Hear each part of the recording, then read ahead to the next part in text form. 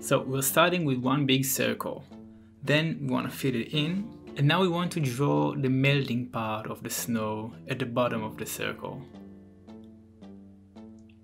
Something like this. Let's fill it in as well. Now I'm going to create a new layer, make it a clipping mask, and choose a texture brush. I'm choosing Sugar, one of my own texture brushes. I'm picking one of the green tones and applying some shadow. Now let's get one of the darker green tones and add a bit more. I'm also going to add some shadow with the smaller brush size to the curved parts, just to make it a bit more realistic and add more volume to the snow. I'm also adding some highlights with white. Now I'm gonna use the bright green color to add reflected light. I think we got the head ready, so let's create a new layer and make another circle for the body. I'm using the transform tool to move it a bit. And now adding the melting curves as well. Now this part is actually where the snow touches the ground, so the melting curves shouldn't be too extreme. Alright, let's create a new layer again, clipping mask, texture brush, and add shadows. On this circle I'm also adding shadows at the top because it's actually the shadow that the head drops on the body. It shouldn't be too much, it should just show that the top bar is actually sitting on the bottom bar. Using a smaller brush size here, carefully adding little shadows. Refining the shadows a bit with white. Let's add reflected light on the big ball as well.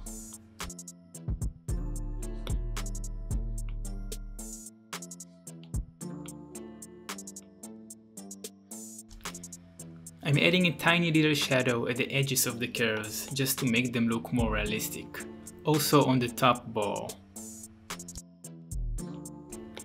Using some white as well for the highlights.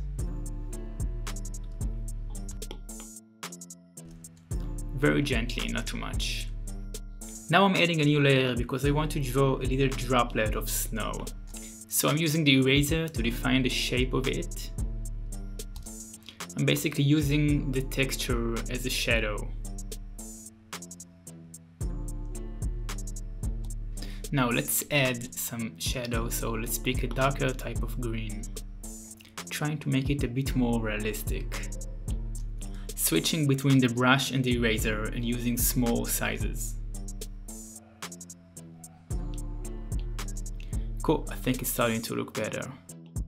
Now we want to draw the hat, so let's create a new layer, choose the studio pen and one of the red tones. That's basically a half of an ellipse and then the hat shape. Now I want to draw the white part of the hat and give it some nice textured warm wool effect. So let's start by just drawing the shape. Another half of an ellipse. And now to create the texture, I'm just gonna tap with the studio pen and create tiny little dots. That's the fun part. I can do this for hours. Tiny little condensed small dots. Cool. Now let's create a new layer, clipping mask, and now let's choose my textile brush. I'm using the beige color to add some shadows.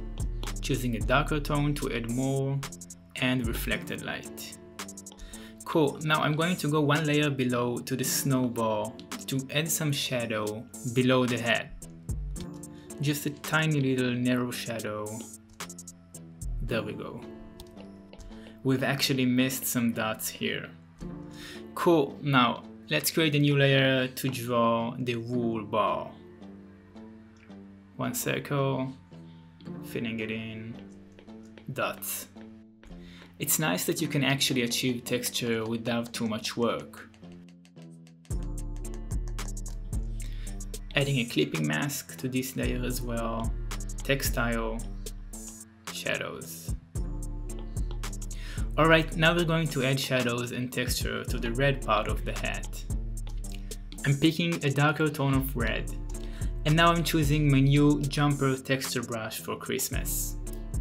adding some shadow that also creates the texture. Darker red, more shadow, and reflected light. Now I'm also going to add a little highlight with a bright type of red. Cool, now before we draw the face, let's take a little break. If you ever wanted to learn how to shade and make your art more realistic, you gotta try my shading worksheets.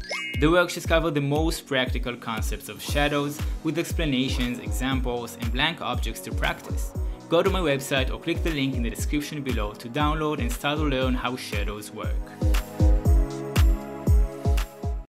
Alright, for the face, let's create a new layer, choose a dark color, and draw little eyes. Don't worry if they're not the same size, it's actually cute. Now I'm creating another layer below, using my sugar brush to add some highlight at the bottom right part and a darker color at the top left part. That's how we make it look like the eyes are just buttons that were pushed a bit towards the snow. This is a carrot and we're going to choose the alpha lock option to apply some shadows on it. I want to add a little reflected light on it as well, just a tiny bit. Doing the same method with the highlight on the snow, just to make it look like the carrot was stabbed into the snow.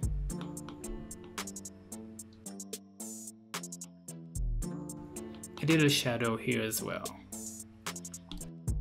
Awesome, now a new layer to draw the branches. Trying to make the line organic with curves.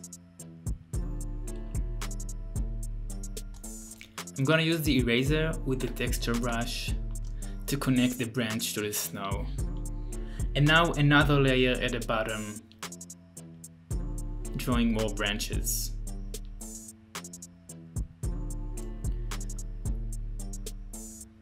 Cool, now I'm turning on the alpha lock, choosing a darker color, and just adding some shadow here as well, also on this branch. Cool, now let's finish with working a bit on the background. I'm getting that bright green and gently paint some light that actually represents the snowy ground. I'm also using white here. Now I'm applying some shadow, the shadow of the snowman. The shadow goes to the right because the light is coming from the left. Adding a little shadow below as well.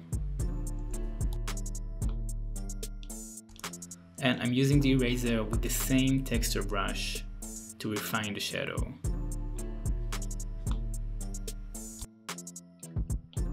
Erasing with an angle. Cool. Now let's warm it up a bit and add some warm tones. And in contrast, some also cold tones at the top. Well, that's it for today, guys. Thank you so much for watching this video. I hope you enjoyed it. Please hit the like button and let me know in the comments below what you think.